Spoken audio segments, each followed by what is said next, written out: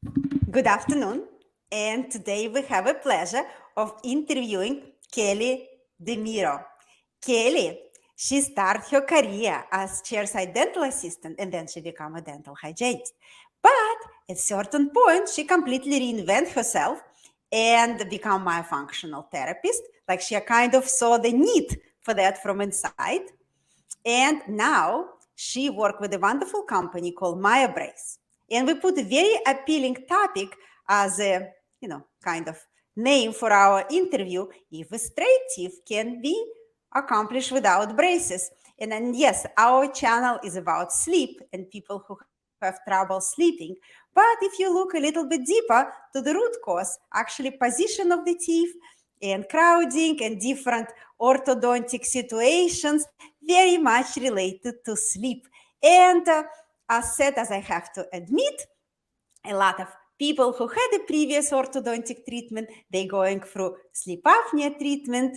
And in a really bad way, I can say, those two topics are very much related. And again, thank you very much to our audience. If you have a trouble sleeping or sleep next to the snoring partner, please click like and share information about our channel. And the reason for my channel over the years, working with a lot of people who cannot sleep and breathe in the same time, I decide to offer the support to people who are going through really difficult therapy with the CPAP machine or other ways to address sleep and breathing issues. And on my channel, I want to put together all adjunct treatment options to make treatment with other therapy more successful, or maybe find a cure for that very difficult disease. Silent killer, I would say. And for medical professionals who are passionate, just like me and Kelly, about sleep and breathing issue, I want them to use my channel as a networking ground. And this way you can communicate with the people like Kelly or other professionals. And only together we can find the answer to a lot of questions we face during the days while we're helping our patients. So again, Kelly, I would like to ask you that very hard question. And it's become like a culture for kids in United States. It's a stage, you go through kindergarten, you go to school, and then at a certain point you get the braces. So can straight teeth be done without braces? Can person have straight teeth without braces? They can. They absolutely can. It's a little harder to achieve, but if children are growing properly and functioning properly and breathing well, then they can grow beautifully without needing braces. And if they aren't, and they're lucky enough to find a practitioner who recognizes some of the things that are going wrong, different treatment and modalities can be done to help them grow without crooked teeth, to grow with straight teeth. I would like to ask you, now a busy life, parents, they have a work and, a lot of responsibility and agenda for kids. Everybody are so busy. So how your company help to accomplish? I'm sorry. Yeah, no, that's a great question because lives are busy, kids are busy, and it's almost it's so different than when we were growing up now. What we did is we took a traditional technique that works very, very well and modernized it. So we made our system available to children, adults, and so on to fit their busy lifestyles. So their role in what they have to do is quite minimal to achieve an optimal result. I want to tell a story of our kind of collaboration. What we faced the challenge. I have orthodontic practice inside of my practice for many years. And since I become very interested in sleep and become very interested in myofunctional therapy, and I don't want younger patients of my practice to become sleep apnea patients in the future, I try to address the root cause of their disease. And yes, parents come to me with problems and questions about children. What can they do for somebody they suspect don't sleep well, sleep with the mouth open, snore, and that, love of their life, the child, what can they do to stop, to create the correct growing pattern, because myofunctional therapy and exercise, it's not so easy with somebody who is younger than 2 years old. And that's how we found Kelly, and Kelly educate us about other ways. So Kelly, if you can talk a little bit about MyoBrace, Sure. what can be done with the MyoBrace and challenges with myofunctional therapy when you cannot find full cooperation from the patient, how it can be done without that, without, conscientious, I guess, efforts. No, it's an amazing question because it's extremely fair. MyoBrace has 3 parts to their system. We have unique educational tools to help patients, especially the younger patients, the children, understand why we're asking them to do what we would like them to do. The other thing we have are our MyoBrace appliances, which I have one right here. And the MyoBrace appliances are designed to accomplish the goals of correcting breathing in children, so making them nasal breathers, and correcting their function, meaning things like where they put their tongue and how they swallow and learning how to keep their lips together. So this magical appliance, and there's quite a few of them, work in a series to accomplish all of our goals. And the children are asked to wear them 1 hour during the day and all night long while sleeping. In addition to wearing the MyoBrace appliance the hour during the day, which they can even divide up the time. So while they're doing their homework or getting ready for bed at night, watching TV, there's many times during the day they can wear the appliances.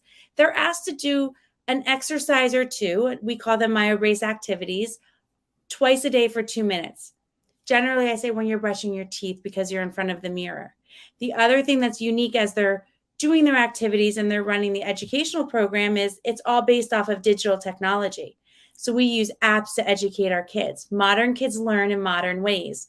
So although the appliances do so much of the heavy lifting, when we ask the children to do something like an activity twice a day for 2 minutes, their reinforcement comes from a tool they're really comfortable with. Like, can you show us those exercises what you ask kids to do? Well, they're all different. So there's about 17 of them. Some are just focusing on breathing through your nose. Practice keeping your lips together and just practice breathing through your nose very lightly. Most of us just breathe too heavy. Others work on where do we want them to put their tongue, or something like a tongue click. We show them how to properly click their tongue. We show them how to properly swallow. And sometimes when we start with a correct swallow, we start with them wearing their MyoBrace while they're swallowing, because the appliance has all of these interesting nuances to it that allow them the ability to swallow correctly. They can't swallow wrong if they're wearing it correctly. And then we work on our lips. Lips are really important. If we want them to breathe through their nose, they have to be able to keep their lips closed. So we have some fun lip exercises. Some of them use something called a lip trainer, which is shaped like the lip. I'm sorry. There you go. So you guys can see that. Other exercises work on competency. Can they get their lips closed? So they're like lip pops. One of them is called lip pops. So they work in an organized series of the activities as they work in an organized series with the appliances to accomplish our goals. That's very, I know for some of our listeners, they find this topic really far from sleep, but it's not. I see the connection with this every day. And my question to you, I want to go even further back. Sure. I find it very interesting. A lot of, when women get pregnant, she gets ultrasound, and a lot of my friends and my patients show me that very proud ultrasound. And I see the baby sucking the thumb. Yes. I was surprised how often is it happen. Tell me, why babies suck their thumb in utero? It's very common. I was a sufferer of that myself with my oldest daughter. It's actually normal and common for babies to suck their thumb in utero. It's also a very important developmental process. If we look at the relationship of a developing swallow with a child, especially a child in utero, at around 12 weeks, they start to begin, 12 to 14 weeks, they're what we call non-nutritive sucking pattern. That non-nutritive sucking pattern is what helps to develop their actual swallow, or their ability to get their milk from their mom or a bottle. So believe it or not, it's really, really important that process start to occur, where I think it works a little bit against us as practitioners, or I guess even parents, is when it continues on after they're born. Non-nutritive sucking is one of those things that can relate to issues like sleep-related breathing disorders. Yeah, this is a very interesting topic about non-nutritive suck, and I think it's going to be explored, further in the science. So the question related to sucking the thumb, I want to go to the pacifier. Oh, yes. Why pacifier is so bad? Well, pacifiers work against our developing swallow. We have 3 swallows that we use through our developmental process. We start with an infantile swallow that helps a baby breastfeed from their mom. We go to our transitional swallow as we are toddlers, and then on to what we call a mature swallow. And pacifiers, by and large, work against the baby's ability to perform their correct swallow when they're born. The hardest piece with pacifiers is, although they work against that developmental process, research is actually showing that they can be indicators to preventing something called sudden infant death syndrome. And so it's not so bad. That's also bad, yes. And the American Academy of Pediatrics actually has a protocol for helping parents introduce a pacifier to their child due to the research starting to show that this may possibly be something that can really be a preventer of something awful. So pacifiers work against us developmentally in one way, but yet on the other perspective, or the paradigm shift, is they've been shown that they might work for us. I think, and maybe you'll agree with me here, the biggest factor is not necessarily the pacifier. It's when we start to transition the child off the pacifier, so that if there's been any type of dental developmental, thank you, that's happened, problems, we can start addressing them as soon as possible, as soon as we identify them. I really like the theory with the pacifier. It's kind of first way to make the tongue forward and the jaw forward and actually open the airway. So maybe the pacifier for sleeping breathing issue might be the answer as well. But interesting you say that, because there is research to support. There's different theories. Some theories are that a pacifier or a thumb is an emotional connection to soothe the baby. Our philosophy at MRC is when we see a pacifier or a thumb, or when we do our workups and a parent has checked off that their child did in fact have a non-nutritive sucking habit, we look at what it did to the position, or allows the mandible and tongue to do, which is come forward out of the airway. So it works against breathing and function, but allows the baby to open their airway and breathe better. So it's, and so we look at a replacement for that. What would be an appropriate replacement for a pacifier or a thumb? And that might be one of our appliances. I would like to see that. What do you have instead of the pacifier? So we have a variety of appliances. One of the appliances I have in front of me that can be used in 2-year-olds is something we call a Myochew. It's got chewing brushes, so it starts to work the muscles of mastication or chewing muscles, which are often very, very weak in a child that has used a pacifier or a thumb.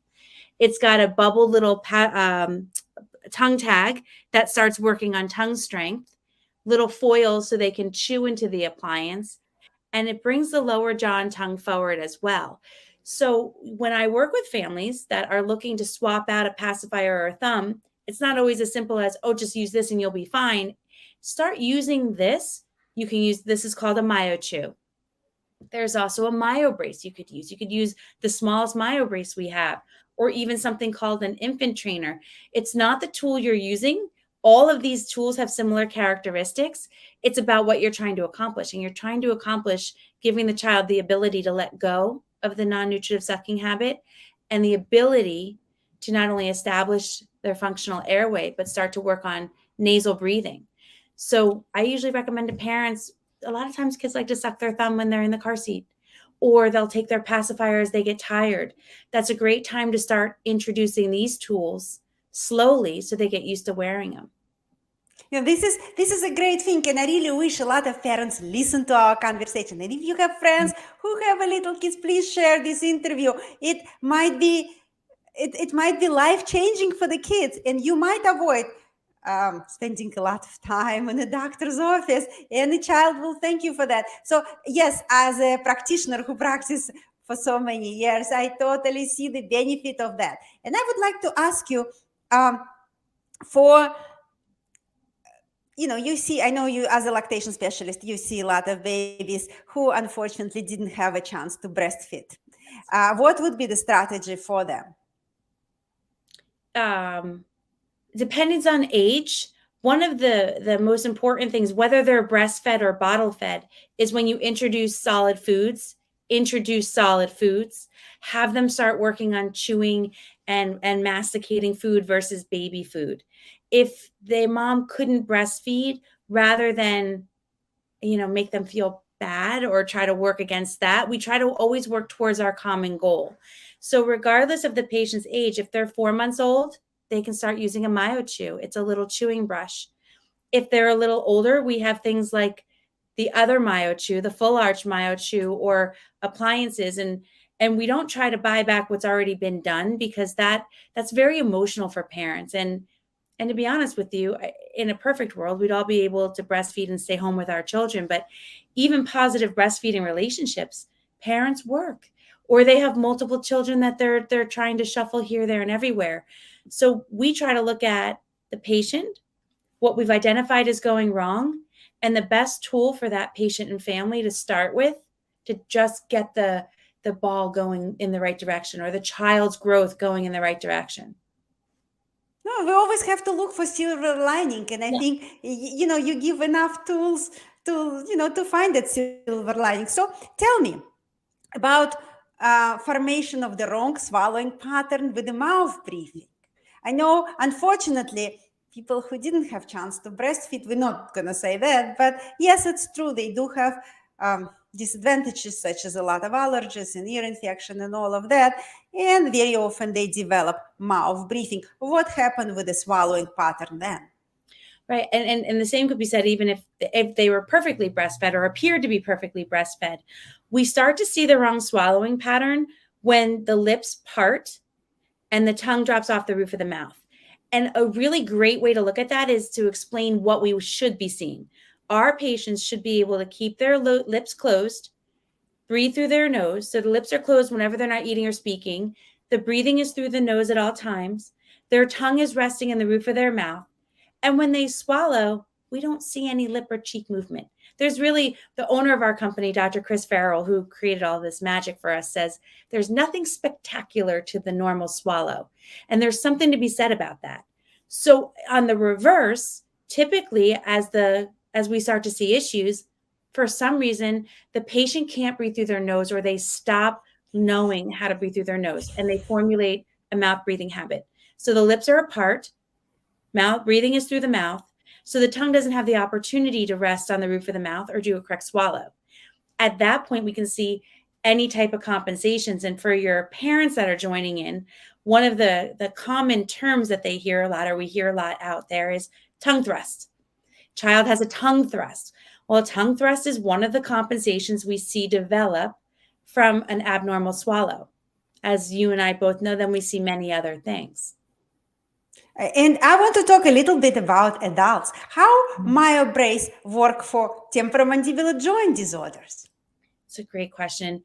Such a multifactorial problem sometimes for adults. Adults are a little bit more simple. What I will say before we jump into them, with children, if they're starting to show signs or symptoms of neuromuscular patterns, meaning TMJ or any of that, they sort out so beautifully if we catch them young enough.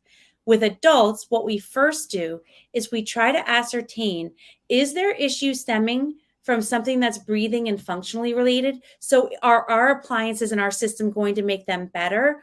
Or is their origin possibly something like a trauma? They were hit in the jaw as a child, they had a car accident, or neurological. So as we begin, if they start getting better, that's fantastic. And we start working through their breathing and function with a series of appliances we refer to as our TMJ BDS system. And we get them to a point where they have some stability and relief. If they don't get any better initially, then we'll refer them out to somebody who might be able to help them. Most issues are related to breathing and function, but not all. And tell me, that's going to be my last question. What exactly is oral posture? Oral posture is basically how your lips are, your breathing, and your tongue.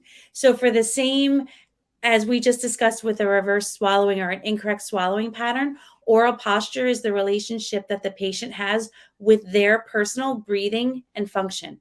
So correct oral posture is achieving all of our goals. Breathing through the nose, tongue in the correct position, correct swallowing, and lips are together at all times whenever they're not eating or speaking. Incorrect oral posture is a deviation from the normal. And it leads to sleep and breathing problem as well as TMJ. And I really would like our audience to know about that. And it's not an easy road to address. It's not such a straightforward and unicorn and magic wand road, but it's going to help you significantly, and it's going to prevent a lot of several health complications in the future. So if you have any questions, you can contact Kelly. You're going to have her information under the interview, or you can put your questions in the chat.